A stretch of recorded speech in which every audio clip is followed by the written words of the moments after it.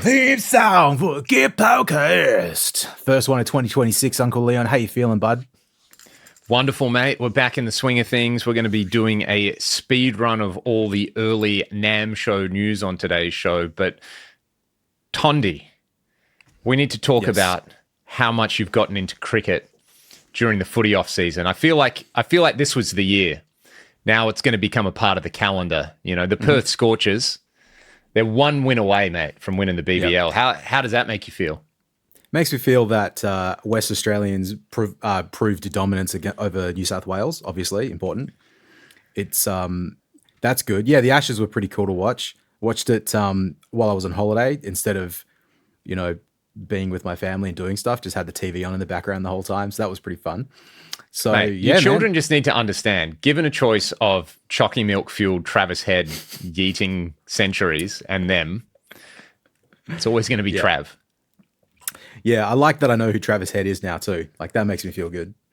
So, no, man, cricket's wicked. Like, I like it now. I'm fully into it. And, it's a bum we didn't get to a Scorchers game, but, mate, next year when when cricket season comes around. If you had to choose a style of bowling, like if you were a professional cricketer, how would you bowl? Would you be steaming in, laying him down 145 kilometers an hour, or would you be like a mystery spinner? I'd like to think I'd be a mystery spinner. If I had the skills to do either, I'd probably rather that. I think fast bowling's not my thing, but like there's a bit of finesse and a bit of cleverness about spin bowling. So I think it's the battle. That. They're definitely the backmen of cricket. Yeah. So I like that. But mate, it's just, you know, things have just been changing like that. I just told you before we started, my son's into Pokemon cards, so now I cracked a pack of Pokemon cards for the first time in 25 years plus. So that was interesting. It's just see, he's not far off having his own podcast like Kane Corn's son. Yeah, imagine. And then you know, he can do a Pokemon card podcast. That would be sick. There probably is one. It's just there's too many things to have hobbies with these days. And I chose music as one of them and guitars. And so did you. And you chose wrong. Yeah, we could have been into movies. I don't know, what else is there? Golf? We could be golfers. No, we could do that, actually. We're not the right... Yeah. Yeah. Not for me, mate. You know. Anyway, let's speed run this NAMM show because it's all going down and we are obviously not there. Well, you can't sacrifice Australian summer for a trade show. It's just... You've done it before. I did it once. Yep. I don't think I'll be going anytime soon. So, mate, it was. It's been good to see everything come out. I do like this time of year. It does feel like it's our Christmas. Like I've had children's Christmas that's passed. Now it's Dad's Christmas, and there have been a lot of announcements from a lot of companies that we like and talk about a lot. So that's been pretty fun to see. Do you want to start with the good, the bad, or the ugly, mate? Let's just start with the Mesa Boogie triple rectifier reissue. Now, triple rectos are sick. Triple rectos are fantastic. Love triple rectifiers. No shade on the triple rectifier. They could sound a little bit ugly from time to time in a good way, but I guess the bad aspect of it is they're very, very expensive. Yeah. Now, do you want to know what the price is in Australian dollars to pre-order one? Like, they're not in stock yet, but... Please tell me. So there's one listed here at a popular Australian online retailer. This is in Australian dollars. Again, $75.99. Ooh, that's too much money. $7,500 for a rectifier. I mean, you said this to me yesterday, I think, whenever it was announced. And I reminded you that there was a triple rectifier for sale locally 2 years ago. Like a 90s one, like a good one. The good one. And they wanted like maybe 1.2K Australian, maybe 1.5K. So what's that, like under $1,000 American? Oh, now, well under, like maybe $700 US. So yeah, meanwhile, Gibson's reissuing it for that much money. Like, I mean, we all know why. And it's not news and it's not a huge surprise, but it's just a bit of a like eye roll. I think that's like a category with this stuff. It's not bad. It's just like oh God, here we go. That's what it makes me feel. I mean, they're going to sell all of them as well. So who are we to say that they're not pricing it correctly or something? But that's a lot of money for something that, you know, more or less already is in high supply, like on the used market, people are always selling Rectos. And I get that, it's 2026 now, and yes, prices aren't what they were in 2019 and all those kind of things. But yeah, I mean, this is what you get when Gibson buys a brand like Boogie. They're just kind of like, all right, well, what was cool 30 years ago and how can we charge $8,000 for it? Done. Yep. That's the business model. It obviously works. So yeah, well, there's nothing left. Rec reissues. There's like nothing left for them to reissue now, surely. They've gone through the Mark Series stuff. Like a Mark 1. Will they reissue a Mark 1? The Mark 1's already been reissued years ago. Maybe they'll do a Mark 1 reissue. I guess maybe the Mark 4 would be low-hanging fruit because that's an amp that has become very popular. I guess because the C+, everyone glazed the mighty C+, and now they're stupid money used and new. But yeah, who knows? Who knows? Maybe they'll bring the Lone Star back. That was a cool amp, but are they ever a cool amp? Stiletto was great too. There you go. The Troy Nababan Stiletto signature. That'd be the way it's going. I did notice there's obviously like a lot of signature gear that comes out every year, but we're truly living in the era of in like a post-artist signature gear world, right? Where it's people who just have an online presence. There's a lot of popular YouTubers, people who are known, and this isn't a new phenomenon either, but I feel like especially with just multifaceted things where pedals and amps, the whole thing. Obviously you have your big artists, like for example, Ed Sheeran has a signature PRS. That's a pretty big deal. That's a guitar. Now, I have to say this. It's a hollow body baritone. Yeah. That's kind of sick. If they do a non-Sheeran version of it, that would probably be even better in my opinion, because that's a really cool combination of specs that I'm not aware that PRS have done on their SE series before. Now, I've seen it and I briefly looked at it. I do think the finish on it is cool. I mean, I wouldn't buy one for the finish, but the like Ed Sheeran is an acoustic guitar player and has his own acoustic guitar brand, doesn't he? I believe so, yeah. Or he's got his own signature Loudon or something, right? So is that what? Yeah, whatever it is. Maybe he's just seen the light, mate, and he's come over to electric guitar. Yeah, just come to the promised land. Someone's finally shown him. It was probably he'd be best mates with John Mayer. Hey, they'd be hanging out all the time. Well, there's a photo of him playing his guitar and Mayer's playing a shovel, which I thought was cool. Oh yeah. So anyway, I mean, interesting choice for Ed Sheeran. Like, baritones are cool. I would like to own one. I've never owned one before, but I should put that on the list. And a hollow body version of that is a cool concept. It's just, I think that'll suffer the stigma of like, it's got Ed Sheeran's name on it. So I just don't think, even though I don't want to be that guy, if I was doing a session and I brought out the Ed Sheeran like signature PRS guitar to do a guitar tracking thing with, I'd be like, let's feel a bit weird about that. But that's okay. It's not for me. I think like it's a lot of these the way things. it's branded though is if you took off the truss rod cover that has his name on it, no one would know. Like most people would just be like, that's a cool PRS. Oh yeah, it's a baritone, and they'd play it. And then you might have the conversation like, oh, guess what? You know what's going to happen with this, though, mate? Like, people will unironically be into it who are not the target audience, right? There's going to be Hello Kitty. It's going to be a Hello Kitty thing. Calling it now. There's going to be a bunch of metal players who are like, oi, PS, the Ed Sheeran Hollow Body is actually a sick guitar. I mean, it's PRS SEs are always pretty consistent and good. So I think it's more interesting from the perspective of how, and this is just based on popularity, right? He's like one of the biggest people in popular music. Yeah. Like PRS have A-grade artist lists now. They've got some of the biggest names in the world of music. It's sort of, I can see how they're trying to maybe get past that. Obviously Gibson go for the Harley Davidson leather jacket rock star from the 70s, 80s, and 90s crowd, which works. Yep. And they've got a lot of A-listers, obviously, but the PRS thing feels like it's a bit more of a, I don't know, it's a broader, I don't know, maybe it's a broader church or something like that. Well, look, I I'll pick one up if I see it in a store. I'll probably pick it up and have a strum, and I won't be first in line to buy one. But maybe who knows, man?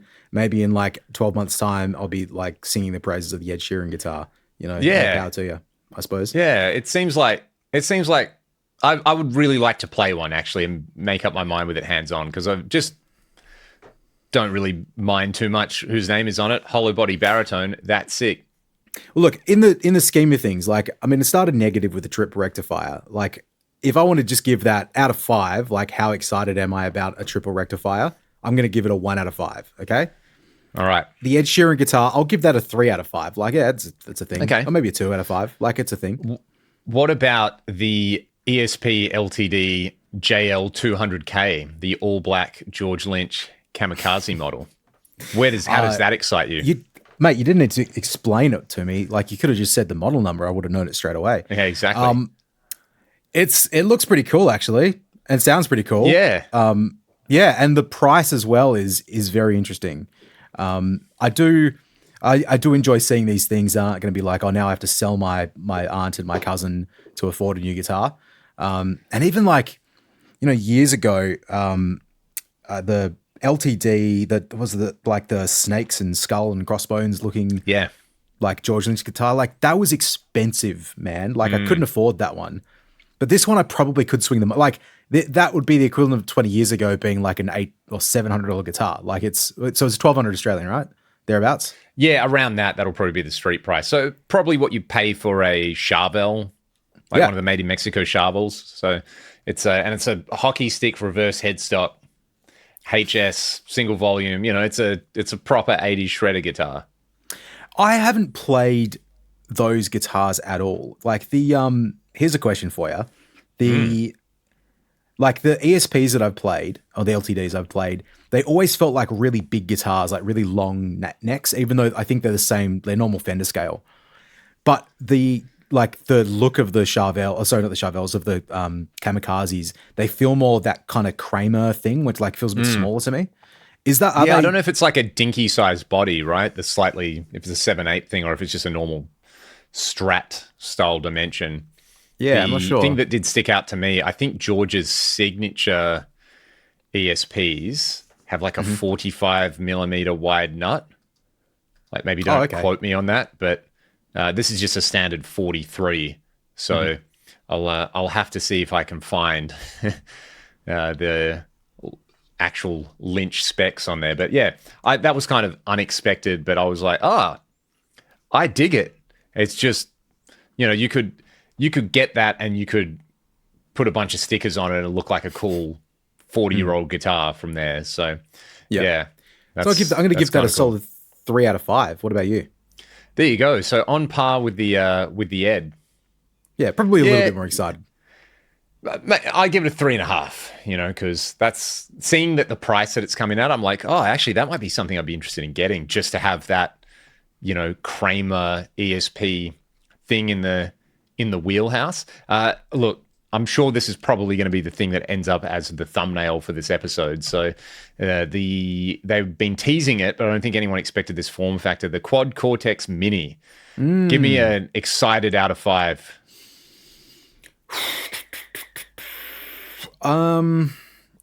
Look, it's kind of boring to say this. I'm probably going to give it a 3 out of 5. It could easily be lower than that. It could maybe possibly be higher, but I'll explain my reasoning afterwards. You tell me what you think. Thoughts and opinions.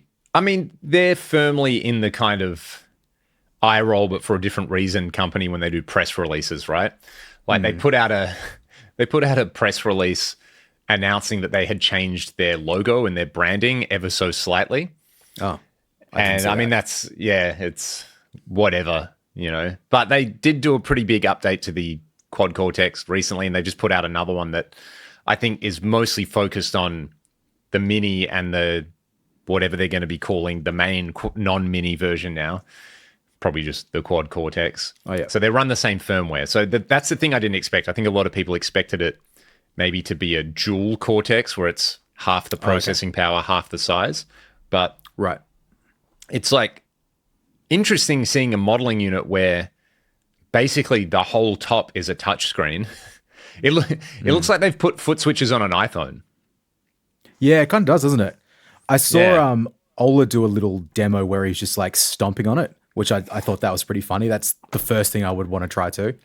Exactly. I love that he's just straight in there with it. I mean, that's the thing too. It's I oh mate, not to throw you under the bus, but like I was thinking about this the other day when you got I want to say it was the AX8 maybe. I remember you were like, yeah, I'm gonna build a board for this, and I'm gonna put like jacks on it so that I can like run like on the board, so I can have the cable permanently plugged into the Axvex, so I stop like having to unplug the thing and save This the sounds lifespan like of the jack. peak 2017 me. Yeah, and it's like talk about eye rolls, like mate. I don't know if I said to you Yeah. at the time, but I was in my What a brain. wanker. My eyes were looking at the back of my throat. Yeah. It's they did a good 270, like degree Yeah. turnaround. But it's like I think there's so many people who like I think neural people typify that where they're like so like neat and tidy about like every aspect of it. And it's like, man, some of this stuff it just needs to be thrown on the ground really hard and survive it. Like how many Yeah. times have you thrown your boss pedals? Man, the amount of times stuff falls off this desk or the amp rack, Dude. I'm like, that's fine. When you're But- loading into a gig, you open up your gig bag and all your stuff falls out. That's Yeah. the reality of it. So Exactly. yeah, So- when I first saw it, my reaction was kind of like, what? But I think probably the main motivation for this, I have seen lots and lots of a particular type of touring rig, which is the automated modern rig, Yeah. where people have a quad Cortex at its heart. So you might have a QC and then they add bits, there's their wireless on there and there's a few other things, but it's a design for playback rig. So you've got, and conveniently right here, because I was just updating it so I can try the new reverbs, right? If like that's a pretty good size for a modeler, it's very, feels like a laptop. So I've seen heaps of rigs which are maybe like a 5 or 6 space rack where there's one of these sitting on a rack drawer. There's, an in-ear system. There's like a playback device and there's a laptop in it. And that's the rig for guitar. So if you don't need the foot switches, Yeah. right? Maybe have a limited amount of control on the top, but buy 2 of those, put them on a rack shelf. You make your playback rig smaller and more efficient. So my first reaction was, oh, cool. They've made a quad Cortex for these guys who are rack mounting quad Cortexes and using them in playback rigs. Because it looks like it's got the same, what does it have? We've got, it's interesting that it's TRS MIDI on there, USB-C. You can still do captures. They've got most of the same stuff on there. I think it's really interesting that it's running the same firmware, so you're not... It's clearly designed to be used with extra stuff. Like I was looking at the quad Cortexes a few days ago because I borrowed yours for a bit, and it was cool. Like, I mean, it's not my favorite of the modelers, but I get that everyone likes using them, and the interface on it is like mostly good, and I get it. I get the appeal of it. I just didn't want to shell out a bunch of money to buy one. Yeah. And I have one client who used your one actually when it was here with some of the captures that cool. I made. And I was like, well, that's cool. Like, yeah, no worries. So having something like that's pretty portable, and I was like, oh, maybe it would be kind of useful to have a quad Cortex in the studio for various purposes. Also like I would like to be able to make some captures for it as well, and have it mounted in a rack, basically exactly like what you're saying. And the quad Cortex, the full one, is a bit of a, like, I don't know, it's a bit too bulky to have it placed somewhere convenient in my studio. So I'm like, oh, maybe it's a useful thing. So I can totally see that being a driving factor there where, okay, well, if you're finding out how people are actually using your device that you've made, then you can iterate it and sort of go, well, we thought that lots of people would be using this, but in fact, loads of people use it as a desktop device. So let's make something that's desktop friendly. So, like, funnily enough, I made have I got it there? Oh, it's on something, but I made one of those. I 3D printed a pedal like stand thing like Yep. all the YouTubers have for their YouTube demos, which, by the way, go follow my YouTube channel, Hammerspace Recording. Go check it out. And visit the website, givetroymoney.com. Exactly. But it's cool because like it's the perfect size to put on my desk and put pedals to use it. Like if I've got delays, like effects pedals, to have it there. So, and there's like actually quite enough space for it. So it would be quite interesting to have like that little mini what do they call it again? What we say it was called? Mini Cortex or something? Quad Cortex Mini. Yeah, whatever. Have it on the desk, punch in some stuff, make some captures with it. It's probably kind of a convenient solution. So look, I don't hate it. It is still expensive. I think it's like 2,000 or 2.5 or 2.2 or something like that. I don't know what the actual retail is. Yeah, so it's $1,400 US. And I think the main one's $300 or $400 more. So it's an odd value proposition if you go, well, I want to have this and then add, I don't know, a Morningstar MC6 to it to control it. Yep. Do you just end up with the same amount of money invested in it? I guess with a system like that, you can break them apart, which is nice. But yeah, it's impressively small. Yeah. So that's cool. So I'm going to give it a 3 out of 5 on the excited scale. But also, I'd really like to try one. I was kind of very like, whatever, thinking that it would be that small and maybe, it wouldn't be quite as powerful. But I'd be curious to try one hands-on. I've come around a lot on the QC. The more I use it, the more I'm like, as you said, I get why people love this thing. And now the effects library is slightly more fleshed out, and it is really nice to use. Yeah. So anyway, that's cool. I won't be first in line to buy one, but we'll see how things go in the next couple months. Well, the thing is, so that's $13.99 US. The Nano Cortex is $569 US. Yeah, I don't know if it's been confirmed if they're going to add the V2 capture ability to the Nano Cortex, but I think if you just wanted captures, and the V2 captures, they're awesome. I think most people have kind of said it's like, it's on par with the new Tone X stuff and, all the state-of-the-art things, which is cool. And it does a cloud processing thing as well. So if you've got a Nano, if they bring the V2 capturing to that would be pretty awesome. That would be, and it's like the Nano is properly tiny. I just keep one in my gig bag that's my backup, rather than having, the history of backups that I've been through with different things where it's like, it's got to be small, but then normally I wouldn't want to use it. I think in that context with the Nano, I'd be stoked to use it as a backup if my main rig went down. So it's a really backup. What's that? Yeah, back up the truck, you mean? So let's pivot from that to perennial gear podcast favorite. Synergy and the greater world of boutique amps have some cool stuff that they've just dropped that Michael Nielsen has robbed from them. Yeah, with his 6 fingers. I will say, like, as a preface to this, like, I am such a huge Synergy fanboy now, and it's like I can't get away. Just about my whole YouTube channel is just Synergy stuff. You've locked in. I'm like fully locked in. I'm like, Synergy is my XFX Leon. I mean, you're more broad than that, but like where I'm at right now is like it's fully in this world. So this is clearly the stuff that I'm most excited about when I saw it was announced. So yeah, well, where do you want to start? Let's do you want to start with the load box / power amp thing? Yeah, well, I thought it would be interesting actually because they've done a collaboration with Wampler. They've got the Pedalhead, which they're billing as a machine learning power amp. Yep. So that kind of looks like, and that looks really tiny as well. So I'm guessing it's a class, low impedance class D, but it kind of measures your cabinet. So I guess lots of people have been using the Duncan Power Stages as like pedal board amplifiers. So an alternative to that. But then it seems like some of that tech is baked into the big dog, which is the Friedman IR Load, which looks some of that tech pretty bunter. Also, some of that's also in the Synergy Syn 20 IR, like the power amp modeling. Reactance. Yeah. So I think that stage of the Syn 20 IR, I clearly don't understand what it's doing. I need to do a bit more looking into it. The fact that they can transplant that across to multiple products. Because that is such a massive selling point for the Syn 20 IR for me. Like that made a significant amount of difference to using the modules. Like there was some settings that it was like, there we go. That's like it all makes sense now. You know what I mean? So totally. with the little guy, I mean, it looks tiny. Like Nielsen put that promo thing out yesterday, and it is about the size of a Boss pedal, thereabouts. Really light. It's got an IEC input on it as well, which is like kind of cool.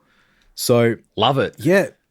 It's it seems like a really good little solution. Like I haven't tried the Seymour Duncan thing. I have used the Orange Pedal Baby a bit, which I didn't love that, to be honest. Okay, it was okay, but it's different style of amp. You know, that's like the Class D thing is what's in this new Wampler thing, and that's what's in the Matrix power amps and the power stage and all that sort of stuff. So I don't know, man. Are the Matrix power amps Class D? I'm pretty sure they are. Yeah, I think that's why they're so light and small. Yeah, why would you think interesting? You can look. I can. Look I assume maybe they were like a Class AB thing, like the Pedal Baby. I don't think so, because they're so small and light. You know, like the Matrix, and I think a lot of that comes from just the Class D tech. I have to look it up. And they're really, really high output too, aren't they? The Matrixes, they're like in the like 800. There's a 1600 watt one and things like that. So they'd have to be Class D. That would make sense. Yeah. So yeah, I'm really curious to try it out and see. It'll be interesting to put that up against a tube power amp, or even the Syn 20 AR power amp, and hear what the difference is like with that. So like that. Like, could you imagine putting that on a board and just gigging with that, with like a fractal thing? Would that be something that would suit you and the way that you work, or not? Yeah, I think running a cab with that and not having it, like, if it sounds good, you know, because obviously when I started out with a modeling rig, I did a lot of gigs just running the AX8 into the Matrix, and I thought that sounded pretty good. It had a very particular feel to it that was maybe distinct from, say, gigging a Marshall DSL or something. So yeah, if there's a bit more of that reactance and that like thumpy thing that you don't get from Class D amps, that would be sick. And because you want that, like playing through a 4x12 or something, you want that like kachungus thing that Class D amps just don't deliver it, right? They go loud, but they don't feel like you're playing a tube head or something. So yeah, that'd be very cool if it delivers on that. Yeah, they collapse a little bit the louder it gets too. I think that's where it gets a bit sort of bit jank. So yeah, I don't know. I'm really keen to try it out. Like it's and sorry, we haven't even touched on like the machine learning side. So you hit a button and it like sweeps the speaker and works out the impedance or the I can't remember exactly what it is that it does, but it does a sine wave sweep too, which I didn't realize that's how it did it. Interesting. That makes sense. It's just like it must be like a 3-second sine wave sweep, and yeah, and then there's something about it constantly monitoring what it's plugged into as well, with how it operates. It's really clever, man. It's a very interesting device, and it's also like one of those things where if that becomes the new standard, then imagine 5 years time, 10 years time, what that means for for that sort of thing. I think it's pretty groovy. I'd be interested to know what, where, and when the machine learning is happening, because it's obviously a punchy marketing phrase that is now divorced from its technical definition. But I mean, it's obviously a box like that probably doesn't have a GPU in there, right? So they'd be doing something and then calibrating it with maybe some preloaded profiles or something like that. So, but yeah, and then the IR load, one does all the stuff you would want with an amp. It looks like kind of their version of the 2 notes reload, right? You're talking about the Friedman thing now, right? The Friedman, yeah. Yeah. So, I mean, so it's got that thing in the same Wampler sort of thing in it, but what is the power amp in it? It's like 300 watts or something like that, stereo? Yes, I believe so. It is. Let me find the spec sheet. So the Wampler is 240 watts. It's an all-in-one 360 watt for the Friedman. Yep.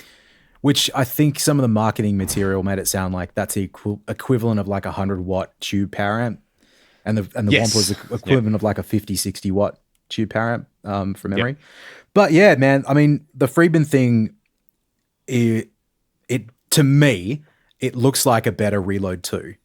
And the outside of the machine learning thing, the thing it has over the Reload 2 is the fact you can put freaking IRs in there. Like, Yes, I'm so surprised Two Notes didn't do that with the new Reload. Yeah, it makes so much sense. You know, it's for that sort of product, it absolutely does.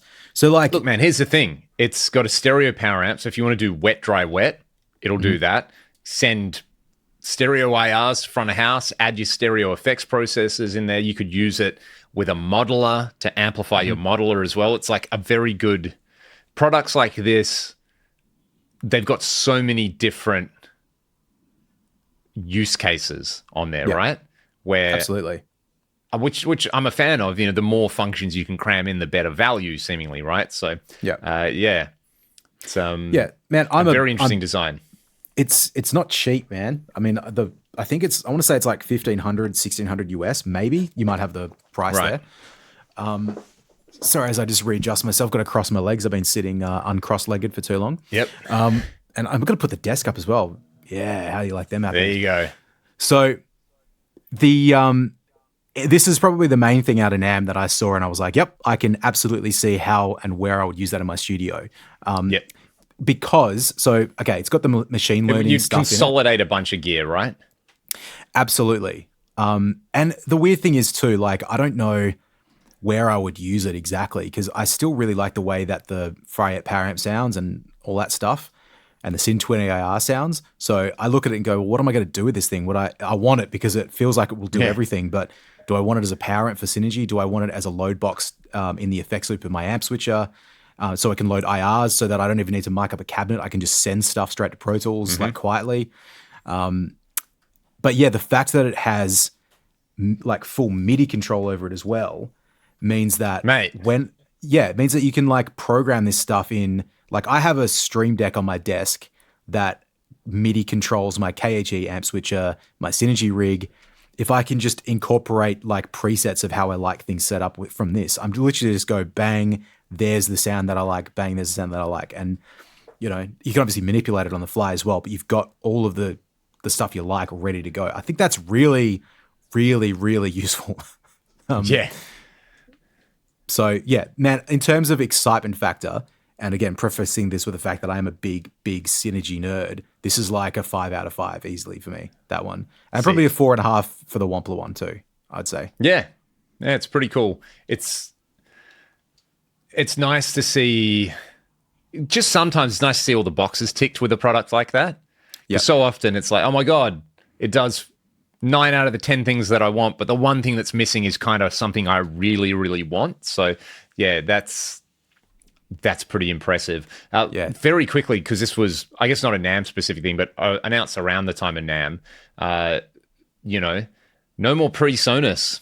Fender have, well, they acquired them a little while ago, but now they have rebranded Studio One and all the PreSonus interfaces as Fender. So this is full spectrum dominance that we're watching now, right? They're not messing around. You know, they've got guitars and amps and pedals and have had those on lock for like the entire history of the electric guitar, but now moving into the kind of studio space and having some of the, I don't think it's the same modeling as the Tone Master Pro. It's like the Mustang series, but now you just have a bunch of amp models built into Studio One that you can use. So fair enough. Yeah, you don't have to be a mega dork. You can just be someone who wants to record some music, load up Fender Studio and get some guitar sounds out of it. So probably not a thing for us in that regard. But I did think it was interesting, the prices on some of the smaller interfaces, you know, what are they, the Quantums? Quantum LT? Yeah, sure it's nice having some options.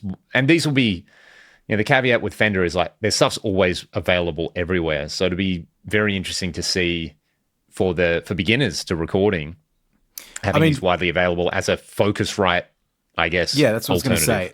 It is like PreSonus has always had those interfaces that are comparable to the cheaper Focusrites, and I mean those are probably the main two. There might be another brand I'm not thinking about, but like I don't know how to feel about this stuff. We're like 10 years away from there being 3 companies or 2 companies that own everything. Is that not unreasonable? Every time I buy a new piece of software, it's like, oh, now Native Instruments controls Isotope. It's that sort of stuff. Yeah. Or SSL now is owned by the same company that owns Slate Digital and whatever sort of stuff. It's like, I don't know. I try not to have opinions on things I know nothing about, and this is probably one of them. Other than to say it feels weird, I don't know if it's good or bad. But well, I mean, it's venture capital doing venture capital things, which is like, acknowledges like a universal evil, but also venture capital doing venture capital things. We live in a world that's where our greatest concern is whether an interface says Fender or PreSonus on it. So yeah. It's what happens, I guess, is the hand-waving explanation with it, where, of course, companies, if you're big enough, you got to keep growing somehow. So once you've exhausted your existing market, you need to find other ways to push out into the market. It'd be, mate, imagine in 10 years, if you're sitting in your studio with a guitar player and they're like, okay, cool, I've just recorded my solo with the Fender interface. Can we swap over to the Gibson interface so I can do the rhythms? Oh my God. Don't give anyone any ideas, man. It's I'm hoping that in 10 years' time I can just put on whatever is that equivalent of the Apple Vision Pro that's like really light and is like wearing a pair of sunglasses, and then I can just live in my bed with my AirPods on that sound as good as my studio monitors, and then just do everything like that. That's my goal. So hey, I had a guy hit me up for some for a lesson on the fractal stuff, and he was showing me his home studio that he built, and it was sick. Like, it was real. Like, he'd taken over a large room in his house, done a very, very professional soundproofing job on it, and done all these, he'd gone the whole hog and done a bunch of measurements. And he was like, the room was super, like, where I wanted it in terms of response. And he's like, then I realized, you put a monitor in there, and that's a hard reflective surface. So he had bought a set of, I forget what the company's called, but they're those glasses that you put on and connect like a USB to, and you can monitor with them. So he was like, bro, I don't even have a monitor for my computer. When I mix, I have my room set up perfectly, and I just plug these things on, and I can just look around, and that's my monitor, and I don't have that hard reflective surface in there kind of, doing some stuff. So I was like, that would actually be so fun, just being able to like lean back and look around. And yeah, I think they're a product that's mostly designed for, watching movies while you're laying down on your back. So mate, this could be the next thing, mixing from your bed. Look, mate, I'll be honest with you. Like, I don't care about that stuff that much anymore. I go through bursts of it where it really matters to me, but like, yeah, you could solve that by just getting a big TV and chucking it in between your speakers, or you could use a projector as well. That's one way of doing it. Yeah. If you're gonna like, but mate, it's so sci-fi having the glasses. That's the thing that I appreciated about it. Yeah, that's fair enough. It's fair enough. It's fair enough. Like, you do you. I'm just gonna keep living with. I've got 1, 2, 3, 4 monitors here at the moment. Yeah. I keep adding them. No fear. Mate, no fear. It's a thing for me where I get really big with the screens, and then I just have to drop them back down to a reasonable amount, but I've expanded up to 4 again because I've been, sorry, slight tangent, but because I've been doing a lot of amp capturing stuff the last couple of days and couple of weeks. I've just got the Drew Carey show from the 90s on the big TV screen. That's above my computer monitor, so I can do that while I work. Got a screen with some cameras for like security reasons, and then I've got the 2 main screens I work off. It's just bloody brilliant, mate. I'm just like having a fat time all the time. So there you go. You're basically running a casino. I'm like that show Las Vegas with Josh Duhamel and Nikki Cox, who appeared on an episode of the Drew Carey show last night that I watched. So there you go. There's the time. Like, someone listening to this is really going to appreciate that reference. All right. Build me a rig from new NAMM stuff. What are you going with? I believe I've seen rumors of a new Synergy module, by the way. So maybe we don't talk about that until it's been officially announced, because I'm not sure if I think it is, but I saw some pictures-ish of it. But maybe I think the new... Oh, how do I build a rig out of this, actually? Okay, we'll start with the George Lynch guitar. That's cool. One. QC can like get in the bin. Not interested in that for now. Mesa Boogie can get in the bin for now. So we're plugging it into maybe a new Synergy module that's been announced or not. Mm-hmm. Going to use the big Bunta what do you call it, Friedman power amp thingy, and going to run it into the new Celestion Blackback speakers, which we didn't talk about. Yeah, we didn't talk about that. That's kind of cool that they've reissued those. Yeah, that was a bit of a surprise. I've not really played those before. I've seen them pop up occasionally, but yeah, I'm really keen to get well, maybe not a pair. Oh yeah, I'll get a pair of them. Chuck them in a cabinet with some greenbacks or something as well. Have some options. Yeah, that's legitimately something I would go and buy.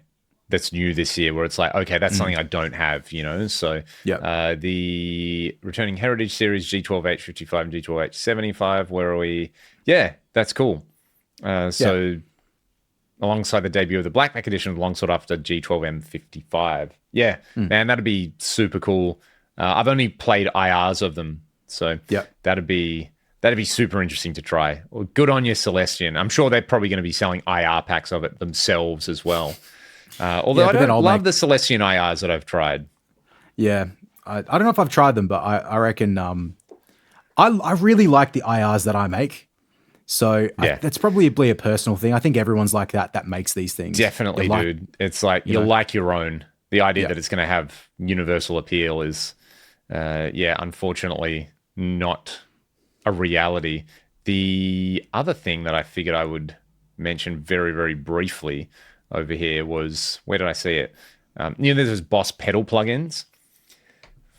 Did you know this? Pedal. It's like a pedal. Yeah, sorry. Yeah, I know what you're saying. Yep. Yeah, so they've expanded them. There's a DM2, which is cool. There's a Turbo Overdrive, which people will enjoy, but they finally got the Dimension C pedal in there. So I'm sure that will probably come to the internet's most hated pedal of 2025, the PX one. But yeah, anyway, they have. Do people hate that? Expanded. Really hate that? Oh yeah, and I think it's because, man, it was like the shitstorm of 2025 for guitar gear, right? So, and you know what, Troy? Surprise, surprise, everyone had a pile on because they misunderstood the press release. They thought it was going to be a subscription pedal, and some very loud people on the internet who were probably not very well informed were like, can you believe that Boss are going to like put this behind a paywall where you can't use the pedal if you don't have a subscription? It's like, no. The pedal comes with all the effects loaded in. I think there's 16. And then at some point in the future, you'll be able to go on, and if you want to buy new algorithms, they'll be like 10 or $20. And to do that, you will need a free Roland Cloud account. Right. And the Roland Cloud thing, if you want the full thing, is a subscription service. So some genius went, oh my God, they're going to charge a subscription to use the pedal.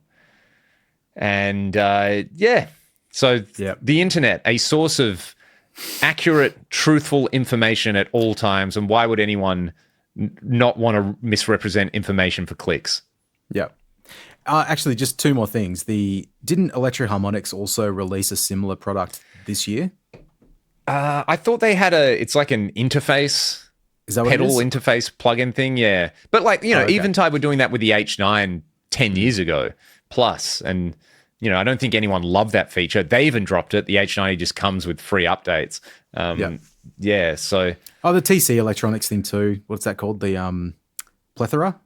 That's Plethora, sort of yes. thing. Yeah, so... Yeah, well, it's like the Plethora one where you can run one effect at a time. And, look, it's not my favorite Boss pedal they've ever done, but I think the idea that it's absolute irrefutable garbage isn't correct either, because you're like, hey, and I did some comparisons, like I've got some vintage like BF2 and DD2 and SD1, and when you compare them side by side, it sounds really close for a digital pedal. Like it sounds no worse than any of the other things out there. So if you just wanted it so that you didn't have to take your crappy old beaten up BF2 out, it might be worth looking at. But now it's in the category of pedals you can't talk about positively in any method because you're a shill. So yeah. Well, I don't have an axe to grind it. I am a shill, so of course it doesn't apply to me. Leon doesn't have a middle name. Everybody, just a quick little fun. Although fact. I'm going to change it by deed poll to Shillington. Yeah, Leon Shillington Todd. Yeah, Do people know your that's full got a nice surname?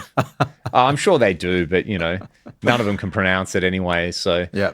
yeah. The other thing before we wrap, mate, was I've had the Helix Stadium here, Oh yeah. and I thought that I was just sort of playing with it, but yeah, they put out an update yesterday, I think, that addresses a whole bunch of bugs with it, because there's been some videos where people are like, "Why is my stadium making weird noises and not booting properly?" So I was very surprised that there were early adopters of it who were taking it out for shows and especially like touring with it when it's that new. It's not something I think I would do. So I haven't watched a video on it. I saw it came up, but I didn't watch it. What was the... Okay, I'm going to ask you the question, and I'm going to give you let's the answer. go. Okay, ready? So how does it sound? So that's the Troy question. And the lead answer is, that's fine. Yeah, it's fine. It sounds like the Helix. They made a big song and dance about the new Agora modeling, but some of the new amps sound really good, like the SLO and the Rev sound fantastic. The JCM 800 and a few other things, I was like, yeah, it's okay. It wasn't. Look, you plug into it and you go, yeah, it sounds like a Helix. And for some people, they're going to love that. For some people, they're going to be like, they're not going to be super into that. It's not like suddenly they've leveled up their amp modeling where it's this it's incredibly different, right? Yeah. So it's still, and the effects, same effects. I never really got into the Helix reverbs, but I quite like some of the dynamic types in there. They're decent. It is a supremely enjoyable unit to use. Like, it's very, very, very easy to use, to the point that I can see where if you got used to that and you use any other, not just modeler, but like multi-effects or piece of guitar gear, you'd be so annoyed at the workflow on there. So yeah, there's some really promising stuff with it. I think whenever they add their capturing, that's probably when a lot more people are going to want to get into the system, because they'll do that well, right? Yeah. It seems like everyone knows how to do that stuff now, and that would be... I think the thing is, there's certain sounds in there. I have realized that there's certain sounds I like that I can't quite get as easily with the Helix that I can with like the QC or the Axe effects. Mainly the like giant chungus stuff, Right. and some of the lower gain stuff. But yeah, it's, man, like, here's the beauty, like, Command Center on the Helix, it's great. If you are on the fly, like, oh, I just want to add a drive block to this and assign it to a foot switch, it's great. It's so easy to do. I can see why, if you're used to that workflow, like I said, everything else sucks. And yeah, I think it very much at the moment feels like new hardware for the Helix sounds. And I think maybe by the time they get to firmware 2 or 3, I'll have a better idea of like, kind of like the Quad Cortex has been out for nearly 5 years, right? And that has changed a lot. The first gen Axe effects has changed a lot. I'll be keen to see in a couple of years, like, where that platform is. And Showcase is working and pretty cool. And we'll be keen to see again. It feels like maybe something that they announced and they've released, but it saying it doesn't feel finished isn't right, but it feels like they're not finished with it. I mean, like, I'm sure when I spoke to them last year about it, they were like, yeah, it's going to ship with this, and then like a month or something later, they're going to put this other part out. It's like, yeah, it is a work in progress. Yeah. But look, man, I've said it once, I've said it 1,000 times. I don't care what it sounds like. I don't really care what any of these things sound like, because they're all going to sound good, I think. And they're all going to sound usable, and they're all going to be usable. It's like, it's not the sound of it. It's how do you use it? Yeah. How easy is it to use? How do you incorporate it into the type of experience that you want to have with it? And that might just be playing in your bedroom, or it might be playing in a stadium, or whatever it is. It's like, that's the stuff that needs to get addressed across all of these products. Yeah. I think at some point in the next 6 to 12 months, like, a stadium would be able to replace your live rig. Yeah, I would like that too. It's something that, well, yeah, if I can get a chance to get my hands on one and have a bit of a play for a bit, I'm probably not going to shell out. I was going to wait for a little bit, for a couple of months, until I decided to shell out and get one. But Like, it's big enough where it should take it up the entire size of my board as it is. So Yeah, right. If I was to get one, that would be the purpose to do it, to like literally replace everything. So Yeah, and that's the thing. You just bring that and plop it on the floor and go. yeah, have a fat time or a bad time. Yeah. Well, mate, on that, we've kind of speed run the NAMM stuff. I'm sure there'll be many more things that come out in the next couple of days. So maybe the start of next week, we can touch base and talk some more crap about things that have come out. But yeah, I was going to say, if I was going to have a rig, look, mate, this would be my rig. Ed Sheeran hollow body into the QC Mini, just going for it. Put it in drop A and rock. Yeah, just like Ed Sheeran would. Yep. Exactly. It would sound actually indistinguishable from him. Yeah, the A-Team in drop A. There you go. Hey, there you go. Hey, I mean, yeah, exactly. missed opportunity there for them not to do a drop A remix of that song when they launched the guitar. There's still time. Well, do you reckon? I reckon Ed Sheeran would know how to rip some licks on guitar, like electric guitar. Not a thing he would do live, but just like, hey, here I am on Instagram. Check this out. Like, he probably can sweep pick. Yeah, he has. Like, he has definitely sweep picked before, and I want to see it. Yep. So, yeah, mate, it should have made a pointier guitar. Imagine he comes out with like, yeah, Ed Sheeran has teamed up with BC Rich for the Ironbird Ed edition. That would... before we go, actually, I was just like scrolling on YouTube last night, and I just want to shout out what I'm assuming is a pretty new guitar channel. And I just loved one. I loved the name, but also what this person was demoing and how long it was. So the channel is called The Grease Den. I mean, okay, love it. Great name. A man of my heart immediately. But he was demoing one of the Yamaha T100s, the like Soldano design Yamaha heads. And yeah. the thing that I enjoyed was the video's 55 minutes long. And there's just like, this dude is playing a BC Rich and playing a lot of like fat riffs, and it sounds pretty good. And it just feels like you're hanging out with your mate who's like, oh, have you ever tried one of these? Here, man, I'm going to grab my guitar and play some riffs. So yeah, it's a very cool, the channel's called The Grease Den. I really hope it, what's he got? 342 subs. So you've just crossed 350. So a contemporary of your own. So go and follow my channel first. Like, I got to make sure I'm always 10 in front of him. I'm at 352. So as of recording, 10 in front. Yep. If he overtakes me, got to turn it into a competition. I'm going to blame Leon. So anyway. And yeah, anyway, there's not a whole lot of videos on the channel, but they're all pretty fun. And there's a walkthrough I was watching last night, going through the collection of BC Rich guitars, and I learned a whole bunch of things about BC Rich guitars that I didn't know.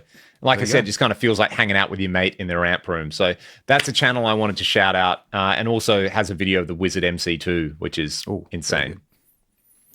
Cool bananas. Well, bloody ripper, Uncle Leon. Thank you very much. Good to see you again. And mate, as always. Thank you to all of our friends on the internet there. Go follow Hammer Space Recording, my channel, and I'll see you in the next one, hey? Peace.